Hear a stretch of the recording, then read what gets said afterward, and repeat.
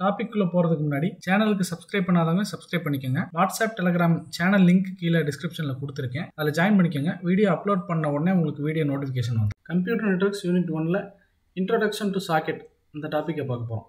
சாக்கெட்னா என்ன? ஸோ ஒரு டிவைஸ்லேருந்து இன்னொரு டிவைஸ்க்கு இன்டர்நெட் மூலிமா இன்ஃபர்மேஷன் பாஸ் ஆகுது அப்படின்னா, ஸோ 2 டிவைஸ் சைடில் இருந்தும் ஒரு என் பாயிண்ட், ஒரு டோர் வேணும். ஃபார் எக்ஸாம்பிள் இந்த டோர் இமேஜை பார்த்துக்குங்க. இந்த டோருக்கு மேலேயும் கீழேயும் செவர் இருக்குன்னு ஞாபகம் வச்சுக்கோங்க. இப்போ கிளைண்ட் வந்து ஒரு இன்ஃபர்மேஷன் அனுப்பணும். இப்போ இந்த டோர் இல்லைன்னு வச்சுக்கோங்களேன், ஃபுல்லாக செவராக இருக்குன்னா இந்த செவரை தாண்டி இந்த இன்ஃபர்மேஷன் பாஸ் ஆகாது. ஸோ இந்த இடத்துல ஒரு டோர் வேணும், அதே மாதிரி சர்வருக்கும் ஒரு டோர் வேணும். ஸோ இன்ஃபர்மேஷன் வந்து இந்த டோர் மூலிமா பாஸ் ஆகி இந்த டோருக்கு போய் சர்வருக்கு போகுதுன்னு ஞாபகம் வச்சுக்கோங்க. இது கான்செப்ட் அண்டர்ஸ்டாண்டிங்காக. இப்போ இதே நெட்வொர்க்கில் கம்பேர் பண்ணி பாருங்கள். டோருக்கு பதிலாக சாக்கெட் இருக்கும் 2 சைடுமே. ஸோ கிளைண்ட் வந்து ஒரு இன்ஃபர்மேஷன் சர்வருக்கு அனுப்புனா கிளைண்ட் வந்து சாக்கெட்டுக்கு ரீச் ஆகும், சாக்கெட்லேருந்து சர்வர் சாக்கெட்டுக்கு கனெக்ட் பண்ணும். ஸோ இந்த 2 சாக்கெட்டும் கனெக்ட் பண்ணிவிட்டு மறுபடியும் சர்வருக்கு ரீச் ஆகும். இதுதான் simplified understanding of socket. So சாக்கெட்னா நம்ம கண்ணுக்கு தெரியுமா? இப்போ நான் டோர் வரைஞ்சிட்டேன் அப்படிங்கிறதுனால சாக்கெட்டுங்கிறது வந்து இன்டர்நெட்டில் ஏதோ ஒரு டிவைஸ் அப்படின்லாம் நினச்சிக்கோங்க. அது கண்ணுக்கே தெரியாது. அது வந்து நெட்வொர்க் மாடலில் உள்ளே வந்து சாஃப்ட்வேர் அப்ஸ்ட்ராக்ஷனாக இம்ப்ளிமெண்ட் பண்ணி வச்சுருப்பாங்க, நம்ம கண்ணுக்கு தெரியாது. ஸோ இப்போ என்ன பண்ண போகிறோன்னா, கிளைண்ட் வந்து சர்வருக்கு ஒரு மெசேஜ் பண்ணுதுன்னா அந்த ஒவ்வொரு ஸ்டெப்பும் ஸ்டெப் பை ஸ்டெப்பாக எப்படி சாக்கெட் க்ரியேட் ஆகும், எப்படி சர்வரோட சாக்கெட்டில் கனெக்ட் ஆகும், எப்படி மெசேஜ் சென்ட் ஆகுங்கிறத டெக்னிக்கலாக பார்க்க போகிறோம். ஸோ ஃபஸ்ட்டு ஸ்டெப் பார்த்தீங்கன்னா, கிளைண்ட் வந்து ஒரு சாக்கெட் க்ரியேட் பண்ணணும்.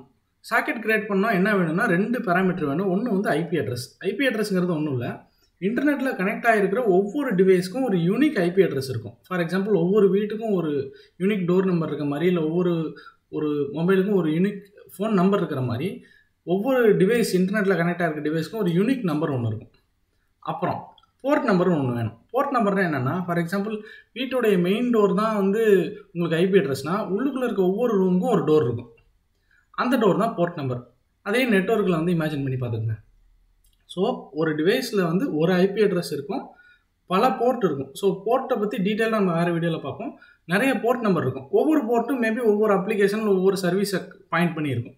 அது ஓகே. இப்போ கிளைண்ட் வந்து அதோட ஐபி அட்ரஸ் அப்புறம் டெம்பரரி போர்ட் நம்பர் ஒன்று பைண்ட் பண்ணி சேர்த்து ஒரு லேபிள் மாதிரி ஒட்டி ஒரு சாக்கெட் ஒன்று க்ரியேட் பண்ணி ரெடியாக இருக்குது மெசேஜ் சென்ட் பண்ணுறதுக்கு. அடுத்தது இப்போ சர்வர் சைடு என்ன பண்ணும்? சர்வருக்கும் வந்து ஐபி அட்ரஸ் போர்ட் வேணும். சர்வரோட ஐபி அட்ரஸ் சர்வருக்கு தெரியும், ப்ளஸ் ஒரு போர்ட். அந்த போர்ட்டை வந்து பைண்ட் பண்ணி ஐபி அட்ரஸையும் போர்ட்டையும் பைண்ட் பண்ணி அது ஒரு சாக்கெட் க்ரியேட் பண்ணி லிசனிங் ஸ்டேட்டில் ரெடியாக இருக்கும். ஏன்னா சர்வருங்கிறது வந்து கிளைண்ட்டுடைய ரெக்வஸ்ட்டை லிசன் பண்ணி ரெஸ்பாண்ட் பண்ணுறது தான் சர்வரோட வேலை. ஸோ சர்வர் சாக்கெட்டும் ரெடியாக இருக்குது. இப்போ அடுத்தது என்ன பண்ணோம்? கிளைண்ட் சாக்கெட் மூலிமா சர்வரோட IP address plus port number இந்த அட்ரஸ்க்கு இந்த சாக்கெட் 2லேருந்து சாக்கெட் 1க்கு ஒரு மெசேஜ் பண்ணும். ஸோ ரிசீவ் பண்ணதுக்கு அப்புறம் தான் வந்து ஒரு முக்கியமான பாயிண்ட் இருக்குது. நம்ம என்ன பண்ணுவோம்? S1 ரிசீவ் ஆனோன்னா டேரெக்டாக சர்வருக்கு போயிடும்னு நினைப்போம். சர்வருக்கு போயிடும். அடுத்த ஸ்டெப் என்னன்னு பார்த்தீங்கன்னா, சர்வர் இதே சாக்கெட்டு மூலியமாகவே இந்த S2வை கனெக்ட் பண்ணிக்கிட்டே இருக்காது. அங்கே தான் வந்து ஒரு முக்கியமான பாயிண்ட் இருக்குது. ஸோ சர்வர் வந்து அந்த ரெக்வஸ்ட்டை ரிசீவ் பண்ணதுக்கு பிறகு உடனே என்ன பண்ணும்? இந்த கனெக்ஷனை வாங்கிக்கிட்டு புதுசாக கம்யூனிகேஷன் சாக்கெட்னு இன்னொரு சாக்கெட் ஒன்று க்ரியேட் பண்ணி இந்த S2வை வந்து அந்த S3யோட கனெக்ட் பண்ணி டேட்டாவை ரிசீவ் பண்ணி அந்த கனெக்ஷனை எஸ்டாப்ளிஷ் பண்ணிவிட்டு S1 ஃப்ரீ பண்ணி விட்ரும். எதுக்கு அப்படின்னா அடுத்த கிளைண்ட்டோடைய ரெக்வஸ்ட்டை சர்வ் பண்ணுறதுக்காக அதை ஃப்ரீ பண்ணிடும். அது அகைன் லிசனிங் ஸ்டேட்டில் போயிடும் S1. ஸோ இப்போ என்ன ஆகும்னா, அடுத்தது கிளைண்ட்டும் சர்வரும் S2 S3 மூலிமா டேரெக்டாக கம்யூனிகேட் பண்ணிக்கிட்டே இருக்கும். அதோடைய ஒர்க் முடிகிற வரைக்கும் இந்த கம்யூனிகேஷன் சேனல் மூலிமா இன்ஃபர்மேஷன் டிரான்ஸ்மிட் ஆகிட்டே இருக்கும். இந்த கிளைண்ட் இல்லை சர்வர் 2ல் ஏதாவது ஒன்று வந்து இந்த கனெக்ஷனையோ இல்லை ப்ராசஸையோ க்ளோஸ் பண்ணுற வரைக்கும் இந்த கனெக்ஷன் வந்து லைவ்லேயே இருக்கும், இன்ஃபர்மேஷன் ஷேர் ஆகிட்டே இருக்கும். ஸோ ஃபைனலாக அது முடிஞ்சதுக்கப்புறம் இந்த சாக்கெட்டும் க்ளோஸ் ஆயிரும், இதுவும் க்ளோஸ் ஆயிரும். இதுதான் ஒரு கிளைண்ட்டுக்கிட்ட இருந்து சர்வருக்கு சாக்கெட் மூலிமா இன்ஃபர்மேஷன் எப்படி ட்ரான்ஸ்ஃபர் ஆகுது அப்படிங்கிற ஃப்ளோ.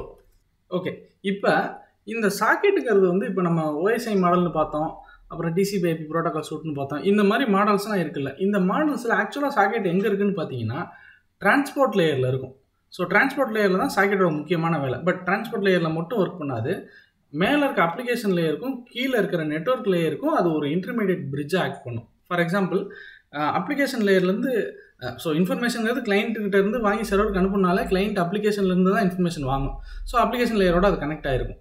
மேலே வாங்கி அதை ப்ராசஸ் பண்ணி சாக்கெட் மூலிமா கீழே வந்து நெட்வொர்க் லேயருக்கு தள்ளி விட்டுரும். இதுதான் சாக்கெட்டோடைய அந்த OSI லேயரில் இருக்கிற பிளேஸ்மெண்ட் எந்த இடத்துல இருக்குங்கிறது. இதுக்கான கண்டென்ட் கீழே இருக்குது, 3 பேஜ் இருக்குது ஃபுல்லாக.